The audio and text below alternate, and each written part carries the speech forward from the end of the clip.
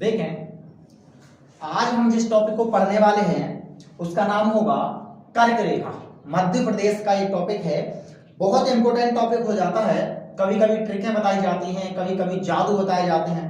ना तो किसी जादू ना किसी ट्रिक पर जाना है, सिंपल मैप में चीजों को समझना होगा कि मध्य प्रदेश में जो कर्क रेखा गुजरती है वहां से कौन कौन से क्वेश्चन किस हिसाब से बनते होंगे।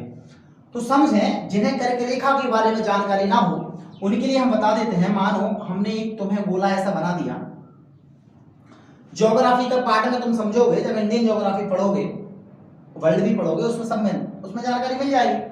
मानो ऐसा गोला हमने बना दिया, मानो ये पृथ्वी है, पृथ्वी का ग्लोब है। इसके जस्ट सेंटर में एक लाइन जाती है, इसे कहा जाता है 0 डिग्री। इसे कहा जाता है 0 डिग्री विषुवत रेखा। 0 डिग्री विषुवत रेखा। जस्ट ऊपर इस रेखा को कहा जाता है 23.5 डिग्री कर्क रेखा। 23.5 डिग्री कर्क रेखा। और जस्ट नीचे की जो 23.5 डिग्री रेखा है इसे कहा जाता है 23.5 डिग्री मकर रेखा। या आप कंपटीशन पढ़ रहे हो तो इसके बारे में नॉलेज तो होनी ही चाहिए। तो जस्ट बीच की जो लाइन होती है, जो पृथ्वी को 2 भागों में बांटती है, ग्लोब को, उसे कहा जाता है विषुवत रेखा या भूमध्य रेखा।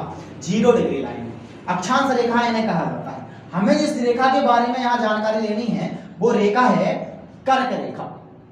कर्क रेखा 23.5 डिग्री अक्षांश रेखा जिसे हम कहते हैं। तो हमें जानना है 23.5 डिग्री कर्क रेखा या 23.5 डिग्री अक्षांश रेखा।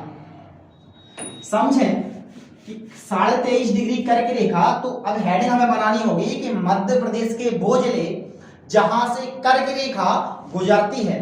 तो देखें मैप में, सबसे पहला जो जिला हो जाता है वो होता है,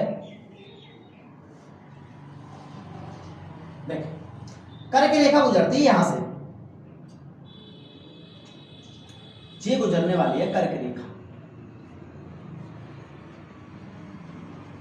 मान लेते हैं एक कर्क रेखा है जो मध्य प्रदेश के यहां से गुजरती है। बात करें कर्क रेखा की तो मध्य प्रदेश के 14 जिलों से होकर गुजरती है। कितने जिलों से होकर गुजरती है? 14 जिलों से होकर गुजरती है। 14 जिले हमें मैप में छापना होगा। तो देखो, सबसे पहला जो जिला होगा वो है रतलाम। जिन्हें इन जिलों के बारे में जानकारी ना हो वो पहला वीडियो देखकर आ जाना, उसमें पूरे के पूरे 52 के 52 जिलों के बारे में हमने जानकारी दे दी थी, है ना। तो देखो, सबसे पहला जिला हो जाता है रतलाम। अगला जिला हो जाता है आगरमालवा। आगरमालवा, आगरमालवा।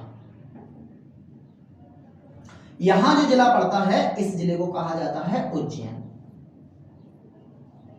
उज्जैन, रतलाम, उज्जैन, आगरमालवा।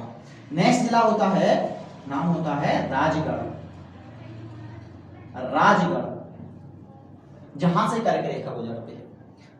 राजगढ़, राजगढ़ के जस्ट पास में एक जिला पड़ता है, नाम है भोपाल। नाम है भोपाल।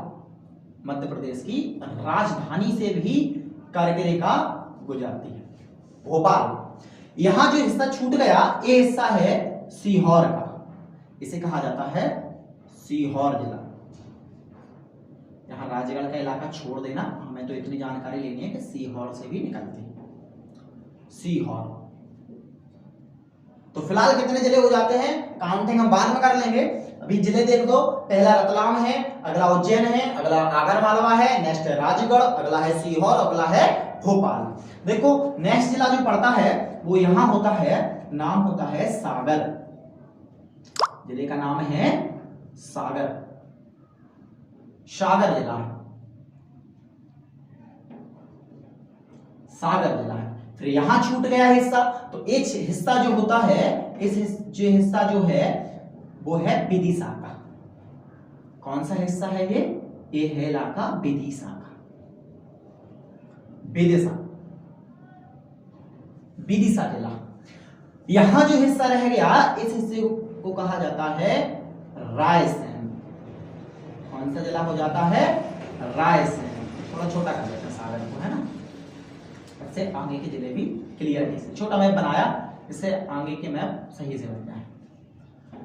तो रायसेन विदिशा, विदिशा भी है, रायसेन भी है और सागर भी है।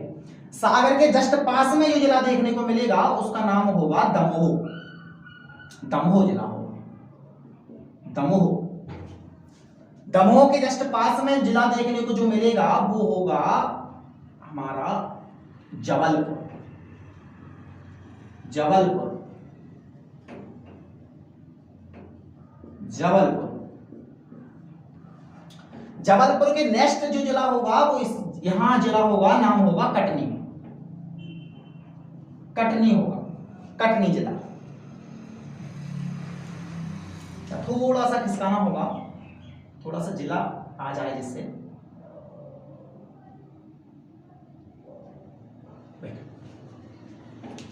यहां दो जिले और रह जाते हैं। पहला जिला हो जाता है यहां पर जो लास्ट अंतिम जिला है, जहां से लास्ट में मध्य प्रदेश से जो कर्क रेखा गुजरती है, इसे कहा जाता है शहडोल, शहडोल।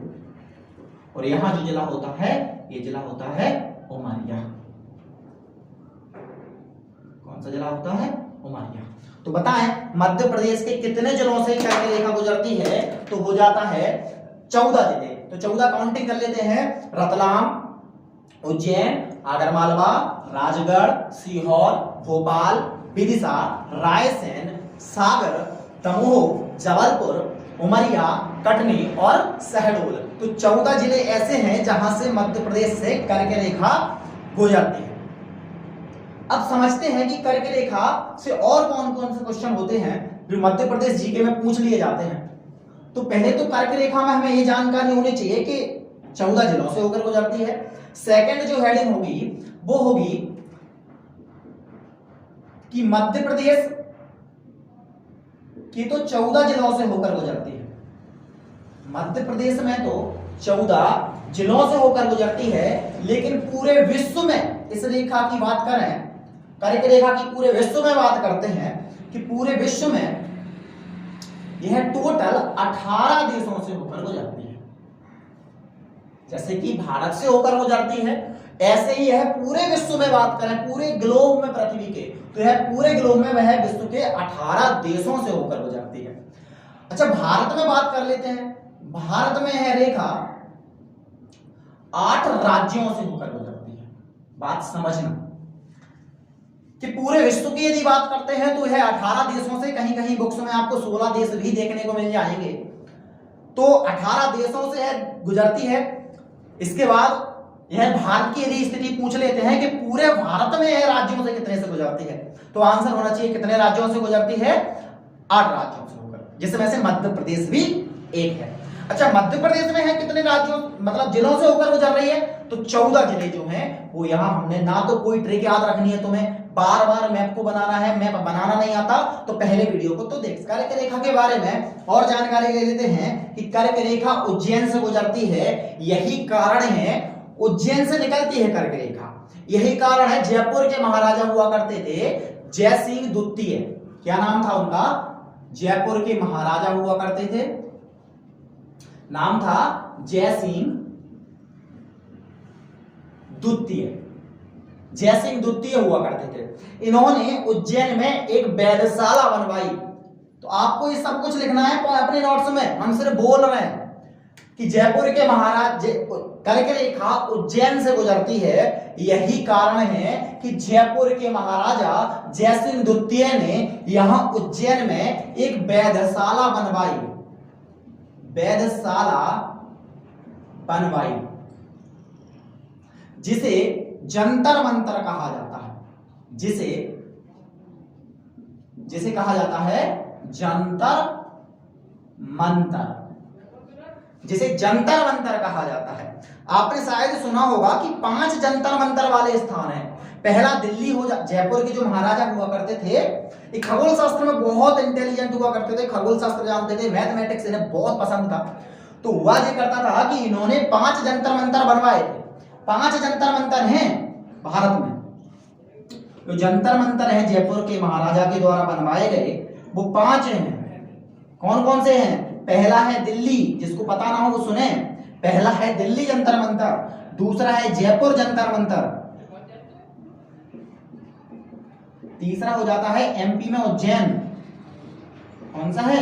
एमपी का उज्जैन, और चौथा हो जाता है यूपी में मथुरा, और पांचवा भी यूपी में है, नाम है काशी या फिर वाराणसी। तो कितने जंतर मंतर जयपुर के राजा ने बनवाए थे? 5 जंतर मंतर, जिसमें से मध्य प्रदेश में भी एक था, नाम था उज्जैन जंतर मंतर। तो हमें उज्जैन जंतर मंतर का जानना है कि वेधशाला किसने बनवाई थी? जयपुर के महाराजा हुआ करते थे जय सिंह द्वितीय, जिन्होंने वेधशाला बनवाई थी। अब ये वेधशाला हुआ क्या करता है? ये जंतर मंतर है क्या? ये जितने भी जंतर मंतर है यहाँ पर वेधशाला बनी हुई है। तो यहाँ भी उज्जैन में भी ये वेधशाला है। ये वेधशाला करती क्या है भाई? जो वेधशाला होती है पहले समय पर घड़ियां नहीं हुआ करती थी। जैसे हमने देख लिया कि इतना टाइम बजा है भैया अभी, बट उस समय पे टाइमिंग नहीं हुआ करती थी। जब घड़ियां नहीं हुआ करती थी तो ना तो मिनट का कांटा, ना घंटे का कांटा और ना सेकंड का कांटा, फिर भी वो एग्जैक्ट टाइम बता देती थी। फिर भी वो एग्जैक्ट टाइम जानते थे। जो हमारे मतलब जो पुराने राजा हुआ करते थे, हमारे पूर्वज जो हुआ करते थे, एग्जैक्ट टाइम फिर भी बता दिया। नाम मतलब बताते कैसे थे? जो वेधशाला है यहाँ से यहाँ कुछ यंत्र लगा दिए जाते हैं, सूर्य की रोशनी जहां पड़ती है वो इन हिसाब से डिफाइन कर लेते हैं कि आज इतना बजा होगा, अभी इतना बजा होगा। जाना उज्जैन घूमने तो वहां वेधशाला बनी है, तुम्हें एग्जैक्ट टाइम बता देगी कि इतना बजा है। वहां जो गाइड होते हैं जो समझाते हैं कि यहाँ ये है, यहाँ ये है, गाइड होते हैं ना जो घुमाने के लिए रहते हैं, वो आराम से बता देंगे कि इस वेधशाला में क्या है। तो जयपुर के महाराजा ने जंतर मंतर बनवाया। वेधशाला काम क्या करती है? तो ये रखना आपको ये है कि यह वेधशाला खगोल शास्त्र के लिए, खगोल शास्त्र के अध्ययन के लिए महत्वपूर्ण है। महत्वपूर्ण है किसके लिए? खगोल शास्त्र के अध्ययन के लिए महत्वपूर्ण है। अर्थात खगोल शास्त्र का अध्ययन का मतलब है, जैसे आपने देखा होगा कि हिंदू पंचांग जो निकलते हैं, और हिंदू पंचांग में खगोल शास्त्र ही तो रहता है भाई। कब चंद्रमा किस राशि में प्रवेश करेगा, कब सूरज किस राशि में प्रवेश करेगा, शुक्र किस राशि में है, ग्रहण कब लगा, ये सब कुछ होता है खगोल शास्त्र से। इन्हीं खगोल शास्त्र को बताया जाता है वेधशाला के माध्यम से। जो पंचांग निकलते हैं वो कहां से निकलते हैं मेरे भाई? जो पंचांग होते हैं ना, जब हम ब्राह्मण के यहाँ जाते हैं, मुहूर्त बता दो, ये सब कुछ निकलता है मध्य प्रदेश के उज्जैन से। वो भी कहां से? वेधशाला से। ठीक है, तो वेधशाला खगोल शास्त्र के अध्ययन के लिए महत्वपूर्ण है।